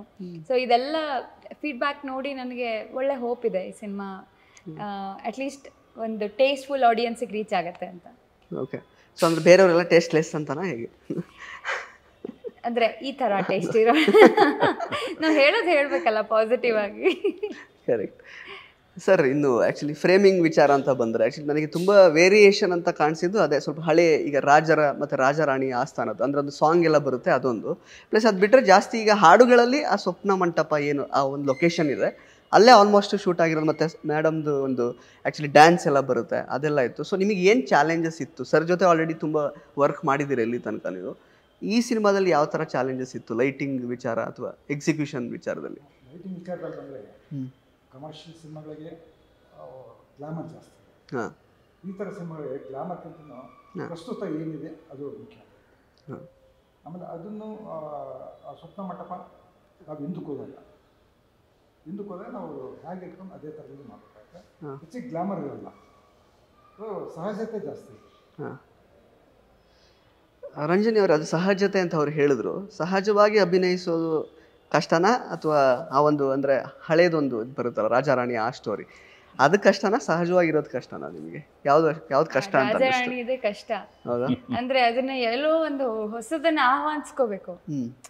ನಮ್ಮಲ್ಲಿರಲ್ಲ ಅದು, ಆ ಥರದ ಭಾಷೆ, ಆ ಥರದೊಂದು ಹಾವಭಾವ ಯಾವುದು ನಮ್ಮಲ್ಲಿರಲ್ಲ. ಅದನ್ನ ನಾವು ನಂಬ್ಕೊಂಡು ಅದನ್ನ ಮನಸ್ಸಲ್ಲಿ ಮೈಯಲ್ಲಿ ತಂದುಕೊಂಡು ಮಾಡಬೇಕಾಗತ್ತೆ. ಅದು ಮಾಡುವಾಗಲೂ ಕೂಡ ಅಯ್ಯೋ ಎಲ್ಲೋ ಒಂದು ಕಡೆ ಓವರ್ ಆಗ್ತಾ ಇದೆಯಾ, ಅತಿ ಮಾಡ್ತಾ ಇದೀನಾ ಅಥವಾ ಕಮ್ಮಿ ಅನ್ನಿಸ್ತಾ ಇದೆಯಾ ಅನ್ನೋ ಒಂದು ಡೌಟ್ಫುಲ್ ಆಗಿತ್ತು. ಬಟ್ ಮುಗಿದ ಮೇಲೆ ಎಲ್ಲರೂ ಚೆನ್ನಾಗಿದೆ ಅಂತ ಹೇಳಿದ್ರು, ಹಾಗಾಗಿ ಆ ಧೈರ್ಯ ಬಂದಿದೆ. Correct. But one thing I have to say, but ಅಂದರೆ ಆ ಒಂದು ಪಾತ್ರ ನೀವೇನು ಮಾಡಿದ್ದೀರಿ ಈ ಸಿನಿಮಾದಲ್ಲಿ, ಅದು ನಿಮ್ಮ ಬಿಟ್ಟರೆ ಬೇರೆ ಯಾರ ಕೈಲೂ ಅಟ್ಲೀಸ್ಟ್ ಇವಾಗಿರುವಂತಹ ನಟಿಯರಿಗಂತೂ ಆಗ್ತಿರ್ಲಿಲ್ಲ. ಬಿಕಾಸ್ ಅಷ್ಟರ ಮಟ್ಟಿಗೆ ಸಾಹಿತ್ಯ ಜ್ಞಾನ ಪ್ಲಸ್ ಅಂದರೆ ನೀವು ಎಕ್ಸಾಕ್ಟ್ ಫಿಟ್ ಆ ಒಂದು ಪಾತ್ರಕ್ಕೆ. ಬಿಕಾಸ್ ಬೇರೆ ಯಾರನ್ನೂ ಊಹೆ ಮಾಡ್ಕೊಳ್ಳೋಕ್ಕೂ ಆಗಲ್ಲ. ಬಿಕಾಸ್ ಆಲ್ರೆಡಿ ನಿಮ್ಮನ್ನು ನಾವು ಕನ್ನಡತಿ ಥರ ನೋಡಿರೋದ್ರಿಂದ ಓಕೆ, ಒಂದೊಳ್ಳೆ ಅಪ್ಪಟ ಕನ್ನಡ ಸಿನಿಮಾದ ನಾಯಕಿ ಅಂತ ಈ ಸಿನಿಮಾದಲ್ಲಿ ಒಂಥರ ಕಂಪ್ಲೀಟ್ ಒಂಥರ ಅದು ರಿಜಿಸ್ಟರ್ ಆದಂಗೆ ತಲೆ ಒಳಗೆ. Thank you. ಎಸ್. ಸೊ ಇನ್ನು ವಿಜಯ ರಾಘವೇಂದ್ರ ಅವ್ರ ಜೊತೆಗೆ ಆ್ಯಕ್ಟ್ ಮಾಡಿದ ಅನುಭವ ಹೇಗೆ? ಇದು ನಾನು 2ನೇ ಸಲ ಅವ್ರ ಜೊತೆಗೆ ಮಾಡ್ತಿರೋದು. ಫಸ್ಟ್ ನಾವೊಂದು ವೆಬ್ ಸೀರೀಸಲ್ಲಿ ಪರಿಚಯ ಆಗಿದ್ವಿ. ವಿಜಯ್ ಸರ್ ಎಲ್ರಿಗೂ ಗೊತ್ತಿರೋಂಗೆ ನಾನು ಹೊಸದಾಗಿ ಹೇಳ್ಬೇಕಾಗಿಲ್ಲ, ಭಾಳ ಸ್ವೀಟ್ ಪರ್ಸನ್, ಭಾಳ ಹಂಬಲ್ ನೇಚರ್ಡ್ ಪರ್ಸನ್. ನನ್ನ ಪುಸ್ತಕ ಕತೆ ಡಬ್ಬಿ ಬಂದಾಗ ಅವರಾಗೆ ಅದನ್ನು ಕತೆ ಬಗ್ಗೆ ಒಂದು ವಿಡಿಯೋ ಮಾಡಿ ಎಲ್ಲರಿಗೂ ಹಾಕಿ ಅಂತ. ಈ ಚಿತ್ರದ ಬಗ್ಗೆ ಹೇಳಬೇಕು ಅಂತಂದರೆ ಅವ್ರ ಮನೆಯಲ್ಲಿ ಆದಂಥ ಒಂದು ಘಟನೆ ನಂತರ ಹೊಸದಾಗಿ ಅವರು ಶುರು ಮಾಡಿದ ಕೆಲಸಗಳಲ್ಲಿ ಇದು ಒಂದು ಅಂತ ತಿಳ್ಕೊಳ್ತೀನಿ. ನನಗೆ ನೆನಪಿದ ಹಾಗೆ ಆಗಾಗ ಅವರು ಅಲ್ಲಿಗೆ ಬಂದಿದ್ರು. ಆಗ ನನಗೆ ಅವ್ರ ಬಗ್ಗೆ ಅವ್ರಿಗೆ ಹೇಗೆ ಮಾತಾಡ್ಸೋದು ಅಂತ ನನಗೆ ಅನ್ನಿಸ್ತಾ ಇತ್ತು. ಏನೋ ಸುಮ್ಮನೆ ಬೇಕಂತ ಏನೋ ತಮಾಷೆ ಮಾಡಿದ್ರೆ ಅವ್ರ ಮನಸ್ಸಿಗೆ ಅದನ್ನು ಒಪ್ಕೊಳ್ಳೋ ಮನಸ್ಥಿತಿಲಿ ಇದಾರಾ ಏನು, ಅಥವಾ ತೀರಾ ಪಾಪ ನಮಗೆ ಅನ್ನಿಸ್ತಾ ಇದೆಯಾ ನಿಮ್ಮ ಬಗ್ಗೆ ಆ ಥರ? ನೀನು ಹೇಳಿ ಹೇಳಿ. ಅಂದ್ರೆ ತುಂಬಾ ಎಲ್ರು ಅವ್ರಿಗಿರೋ ಬೇಜಾರಿಗೆ ಇನ್ನೊಂದಷ್ಟು ಬೇಜಾರಾಗುವಂತ ಪ್ರಶ್ನೆಗಳನ್ನೂ ಕೇಳಬಾರ್ದು, ಅದು ಒಂದು ಸಣ್ಣ ಇದಿತ್ತು. ಬಟ್ ಅವ್ರು ಹೇಳಿದ್ದಿಷ್ಟೇ, ನನಗೆ ಮನೇಲಿ ಕೂತ್ರೆ ಇನ್ನೂ ದುಃಖ ಆಗತ್ತೆ, ಕೆಲಸ ಬಂದಿದೆ ಮಾಡ್ತಾ ಇದ್ದೀನಿ, ಕೆಲಸದಲ್ಲಿ ನನ್ನನ್ನು ತೊಡಗಿಸ್ಕೊಂಡ್ರೆ ನಾನು ಎಲ್ಲ ಮರಿಬಹುದು ಅಂತ. ಸೊ ಆ ಥರ ಒಂದು ಭಾವುಕವಾದ ಅವರು ವ್ಯಕ್ತಿ. ಕೆಲಸ ಅಂತ ಬಂದರೆ ಅದನ್ನು ಅಷ್ಟು ಅಚ್ಚುಕಟ್ಟಾಗಿ ಮಾಡ್ತಾರೆ. ಅದು ಪರ್ಟಿಕ್ಯುಲರ್ಲಿ ನನಗೆ ಅವರು ಚಿಕ್ಕ ವಯಸ್ಸಲ್ಲೇ ನ್ಯಾಷನಲ್ ಅವಾರ್ಡ್ ವಿನ್ನರ್. ಈ ಥರದ ಚಿತ್ರಗಳಿಗೆ ಅವರು ಹೇಳಿ ಮಾಡಿಸಿದಂಥ ಕಲ್ಲರಳಿ ಹೂವಾಗಿ ಆ ಥರದ್ದು ನನಗೆ ಅದು ನೆನಪಾಯ್ತು. ಕಲ್ಲರಳಿ ಹೂವಾಗಿ ನೆನಪಾಯ್ತು. ಇದರಲ್ಲಿ ಅವರು ರಾಜ್ಕುಮಾರನ್ ಪಾತ್ರದ ವೇಷ ಹಾಕೊಂಡಾಗ ನನಗೆ ಓ ಇವ್ರ ಜೊತೆಗೆ ಈ ಥರ ಒಂದು ಪಾತ್ರ ಮಾಡ್ತಿದ್ದೀನಿ ಅಂತ ನಂಗೆ ಭಾಳ ಸಂತೋಷ ಆಯಿತು. ಆ್ಯಂಡ್ ಅವರು ಹೇಳ್ತಾರೆ ಇದು ಚೆನ್ನಾಗಿದೆ, ಇದನ್ನು ಹಿಂಗೆ ಮಾಡಿ. ಒಂದು ಹೊಸ ಕಲಾವಿದ್ರ ಜೊತೆಗಿರೋಂಥ ಆ ಒಂದು ಒಡನಾಟ ಎಷ್ಟು ಈಸಿ ಫ್ಲೋ ಇರುತ್ತೆ. ವಿಜಯ್ ಸರ್ ಹಾಗೆ. ಸರ್ ನೀವು ಆ್ಯಕ್ಚುಲಿ ನಾನು ವಿಕಿಪೀಡಿಯಾದಲ್ಲಿ ಚೆಕ್ ಮಾಡಿದ್ದು, ನನಗೆ ಕರೆಕ್ಟ್ ಗೊತ್ತಿಲ್ಲ, ನೀವು 77 ವರ್ಷದ ಯುವಕ. ಬಿಕಾಸ್ ಯುವಕ ಅಂತ ನಾನು ಯಾಕೆ ಹೇಳ್ತೀನಿ ಅಂತಂದರೆ ಬಿಕಾಸ್ ಆ ಒಂದು ಕನ್ವಿಕ್ಷನ್ ಅಂದರೆ ಒಂದು ಕರೆಕ್ಷನ್ ಮಾಡಿಬಿಡ್ತೀನಿ, ವಿಕಿಪೀಡಿಯಾದಲ್ಲಿ ಇರೋದು ಎಲ್ಲವನ್ನೂ ಸರಿ ಅಂದ್ಕೋಬೇಡಿ. ಹೌದಾ? ಓಕೆ. ಹಾಗಾದ್ರೆ ಎಷ್ಟು ಕೆಲವು ಸಾರಿ ನನ್ನ ಡೇಟ್ ಆಫ್ ಬರ್ತ್ ತಪ್ಪಿದೆ ಅದರಲ್ಲಿ. ಹೌದಾ? Okay okay. ಅದಕ್ಕೆ ನಾನು 1 ವರ್ಷ 2 ವರ್ಷ ಅಷ್ಟೇ, ಹೆಚ್ಚೇನಿಲ್ಲ. ಬಟ್ ಸ್ಟಿಲ್ ಅಂದರೆ ಆ ಒಂದು ಕನ್ವಿಕ್ಷನ್ ಅಂದರೆ ನೀವು ಚಿತ್ರರಂಗದಲ್ಲಿ ಬರವಣಿಗೆ ವಿಷಯದಲ್ಲಿ ಆಗಿರಬಹುದು, ಅಥವಾ ಈಗ ಕತೆ ಹೇಳುವಂತಹ ವಿಧಾನ, ಅಥವಾ ಈಗ ನೀವು ಸಿನಿಮಾಗಳನ್ನು ಏನು ಮಾಡ್ಕೊಂಡು ಬರ್ತಾ ಇದ್ದೀರಾ, ಸೊ ಆ ಕನ್ವಿಕ್ಷನ್ ಎಲ್ಲೂ ನಿಮಗೆ ಮಿಸ್ ಆಗಿಲ್ಲ, ಅಥವಾ ನೀವು ಅಂದರೆ ಕೆಲಸ ಮಾಡೋದ್ರಿಂದ ಎಲ್ಲೂ ವಿಮುಖರಾಗಲಿಲ್ಲ ಇಲ್ಲಿ ತನಕ. ಸೊ ಏನು ನಿಮಗೆ ಡ್ರೈವಿಂಗ್ ಫ್ಯಾಕ್ಟರ್ ಅಂತ? ಇಲ್ಲ, ನಾನು ಹೆಚ್ಚು ಕ್ರಿಯಾಶೀಲನಾಗಿದ್ದಷ್ಟು ಹೆಚ್ಚು ಆರೋಗ್ಯವಾಗಿರ್ತೀನಿ ಅಂತ ನನ್ನ ನಂಬಿಕೆ. ಯಾವಾಗಲೂ ವಯಸ್ಸಾಯಿತು ಅಂತಲೇ ಯೋಚಿಸ್ಬಾರ್ದು ಅಂತ. ಈಗಲೂ ನನ್ನ ಯಾರಾದರೂ ವಯಸ್ಸು ಕೇಳಿಬಿಟ್ರೆ ಬೇಜಾರಾಗುತ್ತೆ ನನಗೆ. ಅಂದರೆ ಬೇಜಾರಂದರೆ ನಿಮ್ಗೆ ಇಷ್ಟು ವಯಸ್ಸಾಯ್ತಾ ಅಂತ ಏನೋ ಆಶ್ಚರ್ಯ. ವಯಸ್ಸನ್ನು ನಾವು ಅವ್ರು ಕೇಳೋದು ಪಾಪ ಅವರು ಸಹಜವಾಗಿ ಕೇಳ್ತಿರ್ತಾರೆ, ಅದು ತಪ್ಪು ಅಂತ ಹೇಳೋಕ್ಕಾಗೋದಿಲ್ಲ. ಆದರೆ ನಾನು ಒಂದು ಪತ್ರಿಕೆ ನಾನು ಇಂಟರ್ವ್ಯೂ ಮಾಡಿದಾಗ, ಪ್ರಜಾವಾಣಿ ಪತ್ರಿಕೆ ಇಂಟರ್ವ್ಯೂ ಮಾಡಿದಾಗ ಇದೇ ಹೇಳಿದ್ದೆ ಅವರಿಗೆ. ಅವರು ಅದನ್ನೇ ಶೀರ್ಷಿಕೆ ಕೊಟ್ಟಿದ್ದರು, ನನ್ನ ವಯಸ್ಸನ್ನು ಕೇಳಬೇಡಿ ಅಂತಲೇ ಶೀರ್ಷಿಕೆ ಕೊಟ್ಟಿದ್ದರು. ಕಾರಣ ನನಗಿಷ್ಟು ವಯಸ್ಸಾಯಿತು ಅಂತ ಯೋಚನೆ ಮಾಡ್ತಿದ್ರೆ ನಾನು ಮುಂದೇನೋ ಯೋಚಿಸ್ತಾ ಇರ್ತೀನಿ. ನಾನು ಇಷ್ಟು ಕಳೀತು ಅಂತ ಆಗಬಾರ್ದು ಮನುಷ್ಯನಿಗೆ. ನಾನು ಇರೋವರೆಗೂ ನಾನು ಕ್ರಿಯಾಶೀಲ ಆಗಿರ್ಬೇಕು. ನಾನು ಯಾವಾಗಲೂ ನಾನು ವಾಸ್ತವವಾಗಿ ಪ್ರೊಫೆಸರ್ ಆಗಿದ್ದವನು, ಯಾವುದೋ ಒಂದು ಕಾರಣಕ್ಕೆ ನಾನು ಕೆಲವು ಸಾರಿ ಕಠಿಣವಾದ ನಿರ್ಧಾರ ತಗೋತೀನಿ ನಾನು. ಓಕೆ. ಇದಕ್ಕಿದ್ದಾಗೇನೆ ನಾನು ಕೆಲಸ ಬಿಟ್ಟು ಬಂದುಬಿಟ್ಟೆ. ಅವಾಗ UGC ಸ್ಕೇಲ್ ಬಂದಿರಲಿಲ್ಲ, ಬರೀ 11,500 ರೂಪಾಯಿ ನನಗೆ ಇದು ಪೆನ್ಷನ್ನು. ಅಂಥ ಟೈಮ್ನಲ್ಲೂ ಅಂಥ ನಿರ್ಧಾರಗಳು ತಗೋತೀನಿ ನಾನು. ಅಂದರೆ ಕೆಲವು ವಿಷಯಗಳಲ್ಲಿ ರಾಜಿ ಆಗೋಕ್ಕೆ ಇಷ್ಟಪಡೋದಿಲ್ಲ ನಾನು. ಹಾಗೆ ಸದಾ ಕ್ರಿಯಾಶೀಲವಾಗಿರಬೇಕು ಅಂತ ನಾನು ನಂಬಿರೋನು. ಇಲ್ಲ ಏನೋ ಬರಿತಾ ಇರಬೇಕು, ಇಲ್ಲ ಓದ್ತಿರಬೇಕು, ಇಲ್ಲ ಮುಂದೆಂದೋ ಮಾಡ್ತೀನೋ ಬಿಡ್ತೀನೋ ಒಂದು ಸ್ಕ್ರಿಪ್ಟ್ ಬಗ್ಗೆ ನಾನು ಆಲೋಚನೆ ಮಾಡ್ತಿರಬೇಕು. ಸೊ ಈ ಥರ ನಾನು ತೊಡಗಿಸ್ಕೊಂಡಿರೋದಿಲ್ಲ. ಬಹುಶಃ ಅದೇನೇ ಇವರೆಲ್ಲ ಹೇಳ್ತಿರ್ತಾರೆ ಎಷ್ಟೋ ಸರಿ ಶೂಟಿಂಗಲ್ಲಿ, ನೀವು ಇನ್ಸ್ಪಿರೇಷನ್ ಸರ್ ಅಂತ ಏನೋ ಹೇಳ್ತಿರ್ತಾರೆ. ಅವರು ಯಾರ್ಯಾರು ಸುಸ್ತು ಅಂತ ಕೂತಿದ್ರು ಸರ್ ಒಬ್ಬರೇ ಓಡಾಡ್ಕೊಂಡು ಮಾಡ್ತಿರ್ತಾರೆ. ಸೊ ಹಾಗಾಗಿ ನನಗೆ ಕೆಲಸದಲ್ಲಿ ತೊಡಗೋದ್ರಲ್ಲೇ ನನಗೆ ಒಂದು ಸಂಭ್ರಮ ಇದೆ ಯಾವಾಗಲೂ. ಅಲ್ಲ, ನೀವು ಆ್ಯಕ್ಚುಲಿ ಈಗ ಇಬ್ಬರು ಕವಿಗಳು ಅಂದರೆ ಸೆಟ್ಟಲ್ಲೆಲ್ಲ ನಿಮ್ಮದು ದೊಡ್ಡ ಪದ. ಸೆಟ್ಟಲ್ಲಿ ಆ್ಯಕ್ಚುಲಿ ಮಾತುಕತೆ ಎಲ್ಲ ಹೇಗಿರ್ತಾ ಇತ್ತು ನಿಮ್ಮಿಬ್ಬರದು? ನಾನು ಭಾಳ ಪ್ರಶ್ನೆಗಳನ್ನ ಕೇಳ್ತಾ ಇದ್ದೆ ಸರ್ಗೆ. ಎಷ್ಟೊಂದು ಅದು ಸಾಹಿತ್ಯ ಇರ್ಬೋದು, ಸಿನಿಮಾ ಇರ್ಬೋದು, ಬಂಡಾಯ ಇರ್ಬೋದು, ಆಮೇಲೆ ನಮ್ಮ ಸಮಾಜದಲ್ಲಿರುವಂಥ ಒಂದಷ್ಟು ಅನ್ಪ್ರಿವಿಲೇಜ್ಡ್ ವರ್ಗದ ಬಗ್ಗೆ ಇರಬಹುದು, ಜೊತೆಗೆ ಸ್ತ್ರೀ ಸ್ವಾತಂತ್ರ್ಯ, ಸ್ತ್ರೀವಾದದ ಬಗ್ಗೆ ಇರ್ಬೋದು. ಅವರ ಯೋಚನೆಗಳು ನನಗೆ ಭಾಳ, ಇವ್ರ ಒಡನಾಟನೇ ನನಗೆ ತುಂಬ ಸಂತೋಷ ಕೊಟ್ಟಿದೆ. ಈ ಪಿಕ್ಚರ್ ಒಂದು ಇದರ ಒಂದು ನೆಪದಿಂದ ನಾವು ಸಿಕ್ಕಿರಬಹುದು, ಆದರೆ ಆ ಒಡನಾಟ, ಆ ಪ್ರಶ್ನೆಗೆ ಉತ್ತರಗಳು, ಆಮೇಲೆ ಒಂದಷ್ಟು ಅಣ್ಣವ್ರ ಕಾಲದ ಕತೆಗಳು, ಸರ್ಗೂ ರಾಜ್ಕುಮಾರ್ ಸರ್ಗೂ ಭಾಳ ಹತ್ತಿರದ ನಂಟು. ಸೊ ಅವ್ರ ಕಾಲದ್ದು ಅವ್ರ ಜೊತೆಗಿನ ಒಡನಾಟದ ಕಥೆಗಳು. ಹೀಗೆ ನಾನು ವ್ಯಕ್ತಿಗತವಾಗೂ ಕೂಡ ಹೇಗೆ ಅಂದರೆ, ನಾನು ಸ್ವಲ್ಪ ಹಿರಿಯರ ಜೊತೆನೆ ಬೆರೆಯೋದು ಜಾಸ್ತಿ. ನನಗೆ ಇಷ್ಟ ಆಗತ್ತೆ ಅವ್ರ ಅನುಭವಗಳನ್ನ ಕೇಳಿ ತಿಳ್ಕೊಳ್ಳೋದಕ್ಕೆ. ಸೊ ಹಾಗಾಗಿ ನನಗೆ ಈ ಸಿನಿಮಾ ಭಾಳ ಸ್ಪೆಷಲ್. ಇಲ್ಲ, ನನಗೂ ಏನಾಗುತ್ತೆ, ಈಗ ಅವ್ರು ಹೇಳಿರೋದಕ್ಕೆ ಮುಯ್ಯಿ ಅಂತ ಹೇಳ್ತಿಲ್ಲ, ಆ ಥರ ಕೇಳೋರು ಬೇಕಾಗಿರ್ತಾರೆ. ಈಗ ನಮ್ಮ ವಿಚಾರಗಳನ್ನು ಹಂಚ್ಕೊಳ್ಳೋದಿದೆಯಲ್ಲ, ಅದು ಬಹಳ ಮುಖ್ಯನೇ. ಇಲ್ಲದೆ ನಮ್ಮಲ್ಲೇ ಉಳಿದೋಗುತ್ತೆ ವಿಚಾರಗಳು. ನಾನು ಇವರು ಹಿರಿಯರ ಜೊತೆ ಇರೋದು ಹೆಚ್ಚು ಇಷ್ಟ ಅಂತಂದರು. ನನಗೆ ಕಿರಿಯರ ಜೊತೆ ಇರೋದು ಭಾಳ ಇಷ್ಟ. ಅವರು ಕೇಳಿ, ನಾನು ಸಾಹಿತ್ಯ ವಲಯದಲ್ಲಿ ಕೇಳಿ, ಈಗ ನಾಗರಾಜು ನಮ್ಮ ಮನೆಗೆ ಸುಮಾರು ಸರಿ ಬರ್ತಿರ್ತಾರೆ. ಯಾವಾಗ ಬಂದಾಗಲೂ ನನ್ನ ಜೊತೆ ಯಂಗ್ಸ್ಟರ್ಸ್ ಇರ್ತಾರೆ. ಯಾವಾಗಲೂ ಅವ್ರ ಜೊತೆ ಹೆಚ್ಚು ಬೆರಿತೀನಿ ನಾನು. ಅವ್ರಿಗೆ ನಾವು ಪರಸ್ಪರ ಸಂವಾದ ನಡೆಸಬೇಕು, ಅದರಿಂದ ಬೆಳೀತಾನೂ ಹೋಗಬೇಕು, ಅವರು ಬೆಳಿಬೇಕು, ನಾನು ಬೆಳಿಬೇಕು ಅಂತ. ಹಾಗಾಗಿ ನನಗೆ ಹೆಚ್ಚು ಕಂಫರ್ಟಬಲ್ ಆಗಿತ್ತು, ನಿಜ ಹೇಳೋದಾದರೆ. ಇಡೀ ಟೀಮ್ ನನಗೆ ಹೆಚ್ಚು ಕಂಫರ್ಟಬಲ್ ಆಗಿ. ನಾನು ಒಂದು ವಿಷಯ ಮುಖ್ಯವಾಗಿ ಹೇಳ್ತೀನಿ. ನಾವು ಈ ಸಿನಿಮಾ ಡೈರೆಕ್ಷನ್ ಮಾಡುವಾಗ ಸರ್ ಹೇಗೆ ಮಾಡ್ತಾಯಿದ್ರು ಅಂತಂದರೆ, ಈಗ ನಾರ್ಮಲಿ ಬೇರೆ ಬೇರೆ ಸೆಟ್ಗಳಲ್ಲಿ ನನಗೆ ಅನುಭವ ಆಗಿದೆ ಏನಂದರೆ, ಒಂದು ಸೀನ್ ಪೇಪರ್ ಇರುತ್ತೆ, ಒಂದು 4 ಜನ ಆರ್ಟಿಸ್ಟ್ ಇದ್ದರೆ 4 ಜನಕ್ಕೂ ಕೊಟ್ಬಿಟ್ಟಿರ್ತಾರೆ, ಅಥವಾ ಅವ್ರು ಬಂದ ಮೇಲೆ ಹೇಳ್ತಾರೆ. ಹಾಗೆ ಅವ್ರು ಬಂದ ಮೇಲೆ ಒಬ್ಬೊಬ್ರಿಗೆ ನಿಮ್ದಿಷ್ಟು ಇದಿಷ್ಟು. ಇವ್ರ ಸೆಟ್ಟಲ್ಲಿ ಹಾಗಲ್ಲ. ಎಲ್ಲರೂ ಯಾರು ಈ ಸೀನಲ್ಲಿ 4 ಜನ ಇದ್ದರೆ 4 ಜನನೂ ಬಂದು ಕೂತ್ಕೋಬೇಕಲ್ಲಿ. ಸರ್ 4 ಜನಕ್ಕೂ ಒಟ್ಟಿಗೆ ಆ ಸೀನ್ನ ಹೇಳ್ತಾರೆ, ಒಂದು ಪಾಠ ಮಾಡೋ ಥರ ಹೇಳ್ತಾರೆ. ಆ ಪಾಠ ಮಾಡಿದಾಗ 4 ಜನಕ್ಕೂ ಒಟ್ಟಿಗೆ ಅರ್ಥ ಆಗುತ್ತೆ ಇದು ಏನು ಅಂತ. ಅಲ್ಲಿ ಒಂದು ಸಣ್ಣ ಡೈಲಾಗ್ ಮಾನಿಟರ್ ಥರ ಆಗುತ್ತೆ, ನಂತರವೇ ಬ್ಲಾಕಿಂಗು ಎಲ್ಲ. ಇದನ್ನ ನಾನು ಸ್ವಪ್ನ ಮಂಟಪ ಸೆಟ್ಟಲ್ಲಿ ನೋಡ್ಕೊಂಡು ನಮ್ಮ ಸೆಟ್ಟಲ್ಲೂ ಹಾಗೆ ಮಾಡಿದ್ದೀನಿ. ನಮ್ಮ ಸೆಟ್ಟಲ್ಲೂ ಹಾಗೆ ಮಾಡಿದ್ದೀನಿ. ಯಾಕಂದ್ರೆ ಈಗ ಸರ್ ಇಷ್ಟು ದೊಡ್ಡವರು, ಅವ್ರು ಕರೆದ್ರೆ ಎಲ್ಲರೂ ಬರ್ತಾರೆ, ನಾನ್ ಕರೆದ್ರೆ ಬರ್ಬೇಕಲ್ಲ, ಅಥವಾ ನಾನು ಅಲ್ವಾ? ಅಂದ್ರೆ ಎಲ್ರು ಬಂದ್ಮೇಲೆ ಒಬ್ಬೊಬ್ರಿಗೂ ಸಪ್ರೇಟ್ ಆಗಿ ನಿಮ್ದಿಷ್ಟೇ ಡೈಲಾಗ್ ಅಂದ್ರೆ ಅದಕ್ಕೆ ಒಂದಕ್ಕೊಂದಕ್ಕೆ ಆ ಒಂದು ಬ್ಯಾಲೆನ್ಸ್ ಇರಲ್ಲ. ಇಡೀ ಸೀನಲ್ಲಿ ಏನ್ ನಡೀತದೆ ಅನ್ನೋದೆಲ್ಲ ಅಲ್ಲಲ್ಲೇ ಮುರಿದು ಹೋಗುತ್ತೆ. ಬಟ್ ಸೀನ್ ಶುರು ಮಾಡೋಕ್ ಮುಂಚೆ ಕೂರಿಸ್ಕೊಂಡು ಅದನ್ನ ಎಲ್ಲರೂ ಒಂದ್ಸಲ ಕಮಿಂಗ್ ಆನ್ ದ ಲೈಕ್ ಒಂದು ಪೇಜಿಗೆ ಬರೋದು ಅಂತಾರಲ್ಲ, ಸೊ ಹಾಗೆ ಅದೊಂದು ಟೆಕ್ನಿಕ್ ನಾನು DDDಕ್ಕಿನಲ್ಲೋ ಯೂಸ್ ಮಾಡಿದ್ದೀನಿ. ಕ್ರೆಡಿಟ್ ಕೊಡ್ತಾರೆ. ಇಲ್ಲ, ಅದಕ್ಕೆ ನಮ್ಮ ಚಿತ್ರತಂಡದ ಕಲಾವಿದರು ಪಾಪ ಅಷ್ಟು ಆಸಕ್ತಿಯಿಂದ ಬಂದಿದ್ದು ನನಗೆ ಖುಷಿ ಆಯ್ತು. ಸರ್, ಆ್ಯಕ್ಚುಲಿ ನೀವು ಹೇಳಿದ್ರಿ ಲೈಫಲ್ಲಿ ಸಾಕಷ್ಟು ಕಠಿಣ ನಿರ್ಧಾರಗಳನ್ನು ತಗೊಂಡಿದ್ದೀನಿ ನಾನು ಅಂತ. ಬಟ್ ಈ ಸಿನಿಮಾಗೆ ಸಂಬಂಧಪಟ್ಟ ಹಾಗೆ ಯಾವುದೆಲ್ಲ ಕಠಿಣ ನಿರ್ಧಾರಗಳು ಅಥವಾ ಚಾಲೆಂಜಸ್ ನೀವು ತಗೊಂಡ್ರಿ? ಫಾರ್ ಎಕ್ಸಾಂಪಲ್, ಈಗ ರಂಜನಿ ರಾಘವನ್ ಅವ್ರನ್ನ ಕಾಸ್ಟ್ ಮಾಡೋದಾಗಿರ್ಬೋದು, ಯಾವ್ದು ತುಂಬಾ ಕಠಿಣ ನಿರ್ಧಾರ ಆಯ್ತು ಅಂತ ಅನ್ನಿಸ್ತು? ಈ ಸಿನಿಮಾನೂ ಒಂದು ಸವಾಲೇನೆ. ಅಂದರೆ ಒಂದು ಕ್ರಿಯೇಟಿವಿಟಿ ಅನ್ನೋದು, ಸೃಜನಶೀಲತೆ ಅನ್ನೋದು, ಸೃಷ್ಟಿಶೀಲತೆ ಅನ್ನೋದು ಇದೆಯಲ್ಲ, ಅದು ಸಾಹಿತ್ಯ ಇರ್ಬೋದು, ಸಿನಿಮಾ ಇದ್ದಿರ್ಬೋದು. ಮಾಡುವಾಗ ನಾನು 24ನೇ ಸಿನಿಮಾ ಮಾಡ್ತಿದ್ದೀನಿ, 25, 26 ಮಾಡ್ತಿದ್ದೀನಿ, ಅದು ಸಂಖ್ಯೆ ಅದು. ಆದರೆ ಒಂದು ಹೊಸ ವಸ್ತು ತಗೊಂಡಾಗ ಮತ್ತೆ ನಾನು ಹೊಸದಾಗೆ ಪ್ರವೇಶ ಮಾಡಬೇಕಲ್ಲಿ. ಹೊಸ ಆರ್ಟಿಸ್ಟ್ ಇರ್ತಾರೆ. ನನಗೇನೆಂದರೆ ಈ ತಾಂತ್ರಿಕ ವರ್ಗ ಇದೆಯಲ್ಲ, ಅದೇ ಇರುತ್ತೆ ಯಾವಾಗಲೂ ನನ್ನಲ್ಲಿ. ಆದರೆ ಕಲಾವಿದರು ಚೇಂಜ್ ಆಗ್ತಿರ್ತಾರೆ. ನೋಡಿ, ನನ್ನ ಮೊದಲನೇ ಸಿನಿಮಾದಲ್ಲಿ ಆಗ ರಾಷ್ಟ್ರ ಪ್ರಶಸ್ತಿ ಪಡೆದ ವಾಸುದೇವರಾವ್ ಅವರು ನಡೆಸಿದರು. ಚೋಮಂದುಡಿನಲ್ಲಿ ರಾಷ್ಟ್ರ ಪ್ರಶಸ್ತಿ ಬಂದಿತ್ತು ಮೇಡಮ್ ಅವ್ರಿಗೆ. ಮೊಟ್ಟ ಮೊದಲ ವ್ಯಕ್ತಿ ಕನ್ನಡದಿಂದ ರಾಷ್ಟ್ರ ಪ್ರಶಸ್ತಿ ಪಡೆದ ನಟ ಅವರೇ ಮಾಡಿದರು. 2ನೇ ಸಿನಿಮಾಗೆ ಬರೋ ಅಷ್ಟೊತ್ತಿಗಾಗಲೇ ಆಗಾಗಲೇ ಪ್ರಸಿದ್ಧರಾಗಿ ಪ್ರಮೀಳಾ ಜೋಶಾಯಿ ಮಾನು ಮಾಡಿದರು.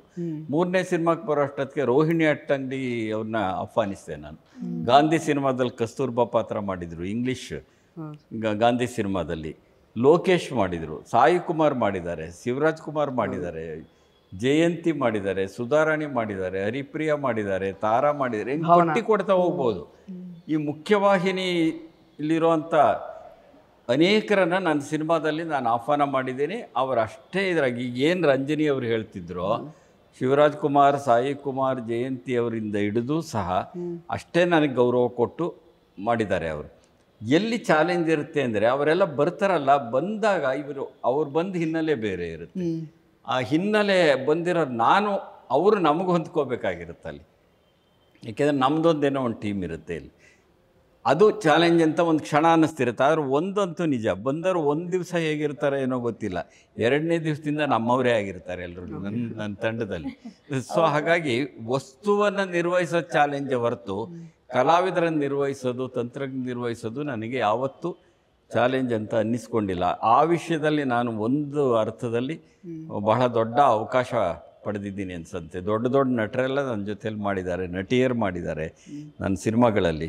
ಎಲ್ಲರೂ ಭಾಳ ಸಹಕಾರ ಕೊಟ್ಟಿದ್ದಾರೆ. ಅದರ ಮುಂದುವರೆದ ಭಾಗನೇ ಸ್ವಪ್ನ ಮಂಟಪ. ಕರೆಕ್ಟ್. ಸೊ ಇನ್ನು ನಿಮ್ಮ ಮತ್ತು ವಿಜಯ ರಾಘವೇಂದ್ರ ಅವರ ಪಾತ್ರ ಅಂದರೆ ಯಾವುದೋ ಒಂದು ಉದ್ದೇಶದಿಂದ ಆ್ಯಕ್ಚುಲಿ ಅವರಿಬ್ಬರು ಪರಿಚಯ ಆಗ್ತಾರೆ ಅಂತ ಸರ್ ಹೇಳಿದರು. ಬಟ್ ಒಂದು ನನಗೆ ಅಬ್ಸರ್ವ್ ಮಾಡಿದ್ದೇನಂತಂದರೆ ಈ ಒಂದು ಸಿನಿಮಾದ ಕಾಸ್ಟ್ಯೂಮ್ಸ್ ಅಂದರೆ ತುಂಬ ಸಿಂಪಲ್ ಆಗಿ ಕ್ಯೂಟ್ ಆಗಿದೆ ಇಬ್ಬರದು. ಆ್ಯಕ್ಚುಲಿ ಅಂದರೆ ಬೇರೆ ಬೇರೆ ಹಾಡುಗಳಲ್ಲಿ ಬರೋದು, ಪ್ಲಸ್ ಈ ಕನ್ನಡ ಹಾಡು ಬರುತ್ತೆ ಒಂದು, ಆ್ಯಕ್ಚುಲಿ ಕನ್ನಡದ ಬಗೆಗಿನ ಒಂದು ಹಾಡು ತುಂಬ ಚೆನ್ನಾಗಿದೆ, ತುಂಬ ಸಿಂಪಲ್ ಆಗಿದೆ. ಸೊ ಅಂದರೆ ಹೆಂಗೆ ಅಂದರೆ ಕಾಸ್ಟ್ಯೂಮ್ ಡಿಸೈನ್ ಯಾರು ಮಾಡಿದ್ದು, ಹೆಂಗೆ ಅದು ಡಿಸೈಡ್ ಆಯಿತು ಹೇಗೆ ಅಂತ? ಪ್ರೊಡಕ್ಷನ್ ನನಗೆ ಕೊಟ್ಟಿದ್ದು. ಅದರಲ್ಲಿ ಒಂದೇ ಒಂದು ಹಾಡಿಂದ ಮಾತ್ರ ನಂದು ಇಂಪಾರ್ಟೆಂಟ್ ಇರಲಿ ಅಂತ ಹೇಳಿ ನಾನು ತಗೊಂಡು ಬಂದಿದ್ದೆ. ಬೇರೆ ಎಲ್ಲ ಕಾಸ್ಟ್ಯೂಮ್ಸ್ ಪ್ರೊಡಕ್ಷನ್ ಇಂದಾನೆ. ಐ ಥಿಂಕ್ ಸರ್ ಅದನ್ನು ಅವರೇ ಡಿಸೈಡ್ ಮಾಡಿರೋದು. ಆ್ಯಕ್ಚುಲಿ ವಾಸ್ತವವಾಗಿ ನಾನು ಶ್ರೀಮತ್ ಇದ್ದಾಗ ಅವರೇ ಡಿಸೈನ್ ಮಾಡ್ತಾ ಇದ್ದಿದ್ದು ಭಾಳಷ್ಟು ಸಿನಿಮಾಗಳಿಗೆ. ಹೌದೌದು. ಒಂದು ಕರಡಿಪುರ ಅಂತ ಮಾಡಿದ್ವಿ, ಬುಡಕಟ್ಟು ಜನಾಂಗದ್ದು ಅಗಲವೇಶ, ಶಿವರಾಜ್ ಕುಮಾರ್ ಎಲ್ಲ ಮಾಡಿದ್ದು. ಅದನ್ನೆಲ್ಲ ಡಿಸೈನ್ ಮಾಡ್ತಿದ್ದಿದ್ದು ನನ್ನ ಮನೆಯವರೇ ಮಾಡ್ತಾಯಿದ್ರು. ನಾನು ನಮ್ಮ ಹೋಗಿ ಬೀದಿಗಳನ್ನೆಲ್ಲ ಸುತ್ತಿ ನಮಗೆ ಬೇಕಾಗಿರೋ ಸೀರೆ, ನಮಗೆ ಬೇಕಾಗಿರೋದು ತೊಗೊಂಬರ್ತಿದ್ದು ನಾವೇ. ನಾನು ಹೆಚ್ಚು ಅದನ್ನು ನಾನೇ ತಲೆ ಮೇಲೆ ಹಾಕ್ಕೋತೀನಿ. ಈಗಲೂ ಅಷ್ಟೇ, ಇಂಥದ್ದೊಂದು ಸೀರೆ ಬೇಕು, ಇಂಥದ್ದೇ ಬೇಕು ಅನ್ನೋದನ್ನು ನಾನೇ ಹೋಗಿ ಖರೀದಿ ಮಾಡ್ತೀನಿ ನಮ್ಮ ಅಸಿಸ್ಟೆಂಟ್ಸ್ನ ಕರ್ಕೊಂಡು. ಸೊ ಇದನ್ನು ಹಾಗೆ ಮಾಡಿದ್ದು. ಇವರು ಕೆಲವನ್ನ ಇವರು ಆಯ್ಕೆ ಮಾಡಿಕೊಂಡು ಒಂದು ಹಾಡಿನಲ್ಲಿ ಇದನ್ನು ಹಾಕ್ಕೋಬೇಕು ಅಂಥೇಳಿ ಆಯ್ಕೆ ಮಾಡಿಕೊಂಡು ಬಂದಿದ್ದು. ಬಟ್ ಚೆನ್ನಾಗಿ ಹೊಂದಿದೆ ಅಂತ ಅಂದ್ಕೋತಿದ್ದೀನಿ ನಾನು. ಈಗಿರಬೇಕು ಅಂತ ಹೇಳಿ ನಾವೊಂಚೂರು ನಾನು ಮನೇಲಿ ಯಾವಾಗಲೂ ಡಿಸ್ಕಸ್ ಮಾಡ್ತಿದ್ದೆ. ಈಗ ಏನಾದ್ರು ಸ್ಕೆಚ್ ಬೇಕು ಅಂದರೆ ನನ್ನ ಮಗ ಬರ್ಕೊಡ್ತಾನೆ. ನನ್ನ ಮಗ ಆರ್ಕಿಟೆಕ್ಟು. ಸೊ ಅವನು ಏನಾದ್ರು ಸ್ಕೆಚ್ ಬೇಕು, ಈ ಥರ ಇರಬೇಕಪ್ಪ, ತೋರಿಸ್ಬೇಕು ಅವ್ರಿಗೆ ಅಂದರೆ ಬರ್ಕೊಡ್ತಾನೆ. ಯೂಶ್ವಲಿ ಕಾಸ್ಟ್ಯೂಮರ್ ಇರ್ತಾರಲ್ಲ, ಅವ್ರನ್ನ ಇಟ್ಕೊಂಡು ಯಾವ ಥರ ಡಿಸೈನ್ ಇರಬೇಕು ಅಂತ ನಾನೇ ಹೆಚ್ಚು ಚರ್ಚೆ ಮಾಡ್ತೀನಿ. ಸರ್, ಇನ್ನು ಇದು ಸ್ವಪ್ನ ಮಂಟಪ ಅನ್ನೋ ಏನು ವಿಷಯ ಇದೆ, ಅದೇ ಒಂದು ಪಾತ್ರ ಆಗಿರುತ್ತೆ ಸಿನಿಮಾದಲ್ಲಿ. ಜೊತೆಗೆ ಇವಾಗ ಇಂಡಸ್ಟ್ರಿಯಲೈಸೇಷನ್ ಬಗ್ಗೆ ಸ್ವಲ್ಪ ಅಂದರೆ ಟ್ರೈಲರಲ್ಲಿ ಅದು ಗೊತ್ತಾಗಿದ್ದು. ಅಂದರೆ ಅದನ್ನು ಯಾರೋ ಆ ಜಾಗದಿಂದ ಒಟ್ಟಿನಲ್ಲಿ ಅದನ್ನು ತೆರವುಗೊಳಿಸಬೇಕು ಅಥವಾ ಡಿಸ್ಟ್ರಾಯ್ ಮಾಡಬೇಕು ಅನ್ನೋ ನಿಟ್ಟಿನಲ್ಲಿ ಯಾರೋ ಒಂದು ಪಾತ್ರ ಬರುತ್ತೆ, ಆ ಥರದ್ದೆಲ್ಲ. ಸೊ ಅಂದರೆ ಇವತ್ತೀಗ ಆಲ್ಮೋಸ್ಟ್ ಈಗ ಅಂದರೆ ಈ ಸಿನಿಮಾದಿಂದ ಏನು ಅದರಿಂದ ನಮಗೆ ಟೇಕ್ ಹೋಮ್ ಅಂತ ಅಲ್ಟಿಮೇಟ್ಲಿ, ಬಿಕಾಸ್ ಈಗ ತುಂಬಾ ಇಂಡಸ್ಟ್ರಿಯಲೈಸೇಷನ್, ಗ್ಲೋಬಲೈಸೇಷನ್ ಆಗ್ತಾ ಇದೆ ಬೇರೆ ಬೇರೆ ರೀತಿಯಲ್ಲಿ. ಈ ಥರದ್ದು ಅಂದರೆ ಹಳೆಯ ಒಂದು ಚಾರಿತ್ರಿಕ ಹಿನ್ನೆಲೆ ಇಲ್ಲ. ಈಗ ಯಾಕೆ ಉಳಿಸ್ಕೋಬೇಕು ನಾವು? ಹಳೆಯ ಕಾಲದಲ್ಲಿ ಅದರ ಬಗೆಗೆ ಒಂಥರದ ಭಾವನಾತ್ಮಕವಾದ ಸಂಬಂಧ ಇತ್ತು. ಒಂದು ದೇವಸ್ಥಾನ ಅಂತಂದರೆ, ಒಂದು ಚಾರಿತ್ರಿಕ ಸ್ಮಾರಕ ಅಂತಂದರೆ, ಯಾವುದೋ ರಾಜನ ಬಿದ್ದೋಗಿರೋ ಕೋಟೆ ತೋಳೆ, ಅದ್ರ ಬಗ್ಗೆ ಎಲ್ಲ ಒಂದು ಹೆಮ್ಮೆ ಇರುತ್ತೆ. ನಮ್ಮೂರಲ್ಲಿ ಒಂದು ಕೋಟೆ ಇದೆಯಪ್ಪ, ಇಂಥನೊಬ್ಬ ರಾಜ ಇದ್ದಾನಂತೆ. ಅದು ನೋಡಿ ಕರ್ನಾಟಕದ ಮನಸ್ಸಿನೊಳಗಡೆ ಬೆಳ್ಕೊಂಬಂದಿದೆ. ಪ್ರಜಾಪ್ರಭುತ್ವ ಬಂದ ಮೇಲೆ ಸಹ ಮೈಸೂರು ಮಹಾರಾಜರು ಅಂತಾರೆ. ಮಹಾರಾಜ ಅನ್ನೋ ಪರಿಭಾಷೆನೇ ಬಳಸ್ತಾರೆ. ವಾಸ್ತವವಾಗಿ ಮಹಾರಾಜರು ಇಲ್ಲ ಈಗ. ಅಂದರೆ ಅಲ್ಲಿಗೇನಾಯಿತು, ನಮ್ಮ ಮನಸ್ಸಿನೊಳಗಡೆ ಅದೊಂದು ಬಂದಿದೆ. ಇಲ್ಲಿ ಚರಿತ್ರೆ ಅಂದರೆ ರಾಜರದು ಹೌದು, ಜನಗಳದು ಹೌದು. ನಾನು ಆ ಕೊನೆಯ ಹಾಡಲ್ಲಿ ಅದನ್ನೇ ಹೇಳಿದ್ದೀನಿ. ಜನಗಳಿಲ್ಲದೆ ರಾಜ್ಯವಿಲ್ಲ, ರಾಜ್ಯವಿಲ್ಲದೆ ರಾಜರಿಲ್ಲ ಅಂತ ಬರುತ್ತೆ ಅಲ್ಲಿ. ಅದೇ ಜನಗಳೇ ಮುಖ್ಯ. ಅದು ಇವತ್ತು ಯಾಕೆ ಬಹಳ ಮುಖ್ಯ ಅಂದರೆ, ಇವತ್ತು ಗ್ಲೋಬಲೈಸೇಷನ್ ನಂತರ ಎಷ್ಟರ ಮಟ್ಟಿಗೆ ಆರ್ಥಿಕ ಅಹಂಕಾರ ಅನ್ನೋದು ಬೆಳೆದಿದೆ ಅಂತ ಅಂದರೆ, ನೀವು ಯಾವುದನ್ನು ಲೆಕ್ಕಿಸೋಗಿಲ್ಲ, ಲಾಭ ಬಂದರೂ ಸಾಕು. ಹಾಗಾಗಿ ಅದು ಸ್ಮಾರಕ ಇರ್ಬೋದು, ರೈತರು ಭೂಮಿ ಇರ್ಬೋದು, ಮತ್ತೊಂದಿರ್ಬೋದು, ಅಭಿವೃದ್ಧಿಯ ಹೆಸರಿನಲ್ಲಿ ಇದೆಲ್ಲ ನಡೆಯುತ್ತೆ. ಹಾಗಾದರೆ ಅಭಿವೃದ್ಧಿ ಬೇಡ ಅಂದರೆ ಬೇಕು ಅಭಿವೃದ್ಧಿ, ಆದರೆ ಸಮತೋಲನ ಬೇಕಲ್ವಾ? ಈಗ ಪರಿಸರ ನಾಶ ಮಾಡಿಯೂ ಅಭಿವೃದ್ಧಿ ಮಾಡಬೇಕು ಅಂತಾರೆ. ಆದರೆ ಆ ಸಮತೋಲನ ಎಲ್ಲೋ ಒಂದು ಕಡೆ ತಪ್ಪೋಗ್ತಿರೋ ಸಂದರ್ಭದಲ್ಲಿದ್ದೇವೆ. ಆಮೇಲೆ ಚಾರಿತ್ರಿಕ ಬರೀ ಸ್ಮಾರಕದ್ದಲ್ಲ ಅಲ್ಲಿ ಹೇಳ್ತಿರೋದು, ಆ ಪಾಯಿಂಟ್ ನನಗೆ ಹೇಳಬೇಕು. ಇದೊಂದು ಚರಿತ್ರೆ ಬಗ್ಗೆ. ಈಗ ಮೇಡಮ್ಮು ಆಮೇಲೆ ವಿಜಯ ರಾಘವೇಂದ್ರ ಅವರು ಮಾತಾಡೋ ಸಂದರ್ಭದಲ್ಲಿ ಅನೇಕ ಸಂದರ್ಭಗಳಲ್ಲಿ ಬರುತ್ತೆ ಚರಿತ್ರೆ ಎಷ್ಟು ಮುಖ್ಯ, ಚರಿತ್ರೆ ಅಂದರೆ ಏನು. ಆಗ ಹಂಗಂತೇಳಿ ಎಲ್ಲೂ ಪಾಠ ಮಾಡೋಕ್ಕೆ ಹೋಗಿಲ್ಲ. ಇಡೀ ಸಿನಿಮಾ ನೋಡ್ತಿರುವಾಗ ಅರೆ ನಮಗೊಂದು ಚಾರಿತ್ರಿಕ ಪ್ರಜ್ಞೆ ಬೇಕು. ಹಾಗೆ ನನಗೆ ಈ ಜೈಪುರ ನೆನಪಾಗುತ್ತೆ, ಪಿಂಕ್ ಸಿಟಿ ಅಂತ ಇದೆಯಲ್ಲ. ಸೊ ಅಲ್ಲಿ ಎಲ್ಲೇ ಯಾರದೇ ಅವ್ರದೇ ಓನರ್ ಆಗಿದ್ರು ಸರಿ, ಆ ಒಂದು ಎಲ್ಲರೂ ಕೂಡ ಅಲ್ಲಿ ಪಿಂಕ್ ಕಲರ್ ಪೇಂಟ್ ಹಾಕಿಸ್ಲೇಬೇಕು. ನಾನು ಮಾರ್ಕೊಂಡ್ಬಿಡ್ತೀನಿ ಬಿಲ್ಡಿಂಗ್ನ, ಈ ಥರದ್ದೇನಿಲ್ಲ. ಅವ್ರು ಅದನ್ನ ಉಳಿಸೋ ಪ್ರಯತ್ನ. ಇವಾಗ ನಮ್ಗೆ ಅದೇ ಹೊಟ್ಟೋಯ್ತು ಅಂದ್ರೆ ನಮ್ಗೆ ಜೈಪುರಕ್ಕೆ ಹೋಗೋ ಅವಕಾಶವೇ ಇಲ್ಲ. ಎಲ್ಲಿ ಹೋದ್ರೂ ನಾನು ಕೆಲವೊಂದ್ಸಲ ಒಂದು ಬೇರೆ ಬೇರೆ ದೇಶಕ್ಕೆ ಹೋದಾಗ ಈಗ ಎಲ್ಲ ದೇಶಗಳು ಏನಾಗ್ಬಿಡುತ್ತೆ, ಪರ್ಟಿಕ್ಯುಲರ್ಲಿ ಏರ್ಪೋರ್ಟ್ ರೋಡು, ನೀವು ಯಾವ ದೇಶದಲ್ಲಿ ಇದ್ದೀರಾ ಅಂತಾನೆ ಗೊತ್ತಾಗಲ್ಲ. ಎಲ್ಲ ಏರ್ಪೋರ್ಟ್ ರೋಡು ಒಂದೇ ತರ ಇರುತ್ತೆ. ಯಾವ ರಾಜ್ಯ ಯಾವ ದೇಶ ಏನು ವ್ಯತ್ಯಾಸ ಗೊತ್ತಾಗಲ್ಲ. ಅದೇ ಮೆಕ್ಡೊನಾಲ್ಡ್ಸು ಈ ಕಡೆ ತಿರುಗಿದ ಅದೇ KFC, ಅದೇ ಎಲ್ಲ ಚೈನ್ ಆಫ್ ಬ್ರ್ಯಾಂಡ್ಸ್. ಆ ಊರಿನ ವಾಸನೆ ಬರೋದೇ ಆ ಚಾರಿತ್ರಿಕ ಬಿಲ್ಡಿಂಗ್ಗಳು ಉಳಿದಾಗ ಅಂತ ನನಗನ್ಸುತ್ತೆ. ಅದೊಂದು ಅಸ್ಮಿತೆ, ಒಂದು ಐಡೆಂಟಿಟಿ ಇರುತ್ತಲ್ವಾ ಅದು. ಹಾಗಂತೇಳಿ ಅದಷ್ಟೇ ಹೇಳಿದ್ದಿದ್ರೆ ಇದೊಂದು ಡಾಕ್ಯುಮೆಂಟ್ರಿ ಆಗಿಬಿಡೋದು ಅಲ್ವಾ. ಬರೀ ಅಷ್ಟನ್ನೇ ಪಾರಂಪರಿಕ ಸ್ಥಳ ರಕ್ಷಣೆ ಮಾಡ್ರಪ್ಪ ಅಂತ ಅಷ್ಟೇ ಹೇಳಿದರೆ ಹಾಗಲ್ಲ. ಇದರೊಂದು ಕಥೆ ಇದೆ. ಆ ಕಥೆ ಜೊತೆಲೇ ಅದು ಬೆಳೀತಾ ಬೆಳೀತಾ ಹೋಗುತ್ತೆ. ಸಿನಿಮಾದ ಕೊನೆಯಲ್ಲಿ ಒಂದು ಅನಿರೀಕ್ಷಿತವಾದ ತಿರುವು ಸಹ ಇದೆ ಸಿನಿಮಾದಲ್ಲಿ. ಆ ಥರ ತಿರುವುಗಳು ಇವೆ. ಅಲ್ಲೊಂದು ಹುಚ್ಚಿ ಪಾತ್ರ ಬರುತ್ತೆ. ಅದರಲ್ಲಿ ಯಾಕೆ ಹುಚ್ಚಿ ಆಗಿದ್ದಾಳೆ ಅನ್ನೋದು ಗೊತ್ತೇ ಆಗೋದಿಲ್ಲ, ಎಷ್ಟೋ ಹೊತ್ತಿನವರೆಗೆ ಗೊತ್ತಾಗೋದಿಲ್ಲ. ಸೊ ಅದನ್ನು ಭೇದಿಸೋದೇ ಇವರು ಪಾತ್ರ, ಅದನ್ನು ತಿಳ್ಕೊಳಕ್ಕೆ ಹೋಗೋದು. ಈ ಥರದ ಅನೇಕ ಅಂಶಗಳಿವೆ ಅದರಲ್ಲಿ.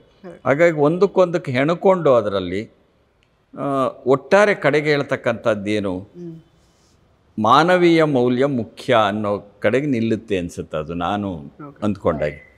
ಅದೇ ಹುಚ್ಚಿ ಪಾತ್ರ ಅಂತ ಸರ್ ಹೇಳಿದ್ರು, ಅದು ರಜನಿ ಅವ್ರು ಮಾಡಿದ್ದಾರೆ. ಬಟ್ ನಿಮ್ದು ಅದೊಂದು ಬರುತ್ತಲ್ಲ ಆಕ್ಚುಲಿ ಟ್ರೈಲರ್ ಅಲ್ಲಿ, ಸಸ್ಪೆನ್ಸ್. ಅಂದ್ರೆ ನೀವು ಅವರನ್ನ ಕ್ಯೂರ್ ಮಾಡೋದಕ್ಕೆ ಏನಾದ್ರು ನೀವು ಆ ಥರನೇ ಆ್ಯಕ್ಟ್ ಮಾಡ್ತಿರ್ತೀರಾ, ಹೇಗದು?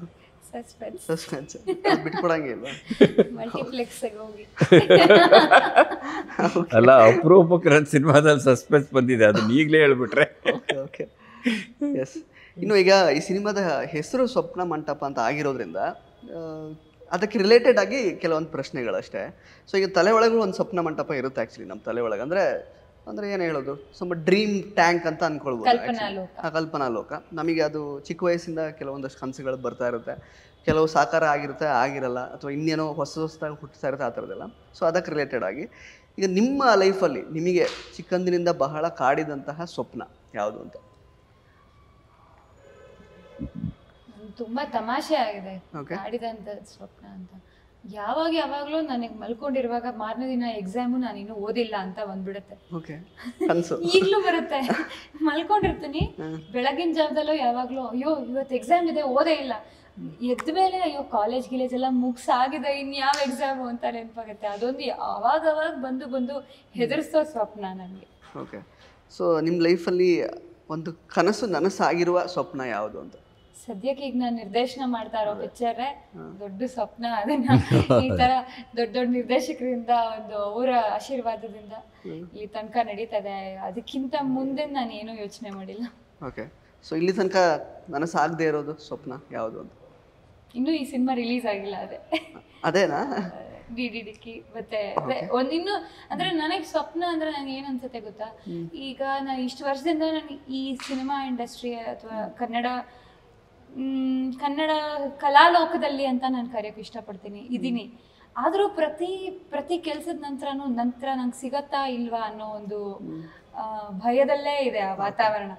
ಅದು ಒಂಥರ ನನಸಾಗದ ಸ್ವಪ್ನ ಅಂತ ಕಾಣುತ್ತೆ.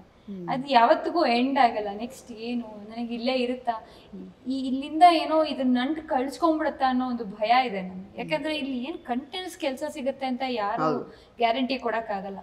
ಸೊ ಹಂಗೆ ಕೊಟ್ಟಿಲ್ಲ ಅಂದ ತಕ್ಷಣ ನಾವು ಏನು ಬೇಕಾದರೂ ಅದು ಇಷ್ಟ ಇಲ್ದಿರೋ ಪಾತ್ರಗಳು ಅಥವಾ ಇಷ್ಟ ಇಲ್ದಿರೋ ರಿಯಾಲಿಟಿ ಶೋನೋ ಅದೆಲ್ಲ ಮಾಡೋದಕ್ಕೆ ನನ್ನ ಮನ್ಸು ಒಪ್ಪಲ್ಲ. ಸೊ ಹಂಗಿಲ್ಲ ಅಂದಾಗ ನಮ್ಮ ಕೊನೆ ಆಪ್ಷನ್ ಏನು, ಈ ಪ್ರೊಫೆಷನ್ನೇ ಬದಲಾಯಿಸ್ಕೊಳ್ಳೋದು. ಇದು ನನಗೆ ಕಾಡುವ ಭಯ. ಅಂದರೆ ನಾನು ಎಲ್ಲಿ ನಂಟು ಕಳ್ಕೊಂಡು ಬಿಡ್ತೀನೋ ಅನ್ನೋ ಒಂದು ವಿಚಾರ ನನ್ನ ತಲೆಯಲ್ಲಿದೆ. ಬಟ್ ಆ್ಯಕ್ಚುಲಿ ನಿಮಗೆ ನಿಮ್ದು ಕನಸುಗಳು ಏನೇನೋ ಅದೆಲ್ಲ ಹೇಳಿದ್ರಿ, ಬಟ್ ಜನಕ್ಕೂ ಒಂದು ಕನಸಿದೆ ಆ್ಯಕ್ಚುಲಿ ನಿಮ್ಮ ಬಗ್ಗೆ. ಇನ್ಫ್ಯಾಕ್ಟ್ ಈಗ ಮೊನ್ನೆ ಕನ್ನಡ ಸೀರಿಯಲ್ ಬಂದಾಗ ಕಿರಣ್ ರಾಜ್ ಅವ್ರ ಜೊತೆಗೆ ನೀವೇ ಆ್ಯಕ್ಚುಲಿ ಹೀರೋಯಿನ್ ಆಗಬೇಕಿದ್ದು ಅಂತ ಅವ್ರು ಕನಸು ಕಾಣ್ತಾ ಇದ್ದಾರೆ. ಸೊ ಸೀರಿಯಲ್ಗೆ ಏನಾದ್ರು ಬರೋ ಚಾನ್ಸಸ್ ಇದೆಯಾ ಮತ್ತೆ? ಈಗ ಜನಗಳ ಕನಸನ್ನ ಸಾಕಾರಗೊಳಿಸ್ಬೋದಲ್ಲ? ಇಲ್ಲ, ಅದೇನಂದ್ರೆ ಯಾವ್ದಕ್ಕಾದ್ರೂ ಅವ್ರು ಇಷ್ಟಪಡ್ತಾ ಇರೋದಕ್ಕೆ ಒಂದು ಪವರ್ ಇರುತ್ತೆ. ಆ ಪವರ್ನ ಅವ್ರು ನೋಡ್ಬಿಟ್ಟಿದ್ದಾರೆ. ತಿರ್ಗಾ ಬಂದಾಗ ಅವ್ರು ಹಿಂಗ್ ರಿಯಾಕ್ಟ್ ಮಾಡಲ್ಲ. ಅಯ್ಯೋ ಎಷ್ಟ್ ಸಲ ಇವ್ರನ್ನೇ ನೋಡ್ಬೇಕು ಅಂತಾರೆ. ಒಳ್ಳೆ ಮಾತು ಅಲ್ಲಲ್ಲ. ಅಲ್ಲಿ ಇಲ್ಲಿ ಅವ್ರಿಗೆ ಎಷ್ಟು ಸರಿ ನಿಮ್ಮನ್ನೇ ನೋಡಬೇಕು ಅಂತ ಅನಿಸುತ್ತೋ ಬಿಡುತ್ತೋ, ಆದರೆ ಫಸ್ಟ್ ಒಂದೇನೋ ಒಂದು ಬಂದಿರುತ್ತಲ್ಲ, ಮತ್ತು ಅದೇ ರಿಪೀಟ್ ಆದಾಗ ಹಾಗೇ ಇರ್ತಾರೆ ಅಂತ ಹೇಳೋಕ್ಕಾಗಲ್ಲ. ಸೊ ಇದು ವ್ಯತ್ಯಾಸ, ಜನ್ರೇಷನ್ ಗ್ಯಾಪ್ ವ್ಯತ್ಯಾಸ ಅಂತಾರಲ್ಲ. ಏನು ವ್ಯತ್ಯಾಸ ಅಂತ ಅಂದರೆ, ಈಗ ರಾಜ್ಕುಮಾರ್ ಲೀಲಾವತಿ ಜೋಡಿ, ರಾಜ್ಕುಮಾರ್ ಜಯಂತಿ ರೋಡಿ, ರಾಜ್ಕುಮಾರ್ ಭಾರತಿ ಜೋಡಿ, ಹಾಗೆ ಶ್ರೀನಾಥ್ ಮಂಜುಳಾ, ಇದನ್ನೇ ನೋಡಬೇಕು ಅಂತ ಬಯಸೋದೊಂದು ಮನೋಧರ್ಮ ಇತ್ತು ಆಗ. ಈಗ ಹಾಗಿಲ್ಲ, ಚೇಂಜ್ ಆಗ್ತಾ ಇರಬೇಕು. ಭಾಳ ವಿಚಿತ್ರ ಮತ್ತು ಸಂಕಟ ನನಗಾಗೋದು ಅಂದರೆ ಹೀರೋಯಿನ್ ಮಾತ್ರ ಚೇಂಜ್ ಆಗಿರಬೇಕು. ಆ ಥರದ, ಹೌದೌದು, ಆ ಥರ ಒಂದು ಮನೋಧರ್ಮ ಇದೆ ಈಗ. ಅದಕ್ಕೊಂದು ನನಗೆ ಕಂಪ್ಲೇಂಟ್ ಕೂಡ ಇದೆ. ಗಂಡಿಗೆ ವಯಸ್ಸಾದ್ರೆ ಅವನು ಪ್ರಬುದ್ಧನಾಗ್ತಾ ಹೋಗ್ತಾನೆ, ಹೆಣ್ಣಿಗೆ ವಯಸ್ಸಾದ್ರೆ ಅವಳು ಮುದುಕಿ ಆಗ್ತಾ ಹೋಗ್ತಾಳೆ. ಯಾಕೆ?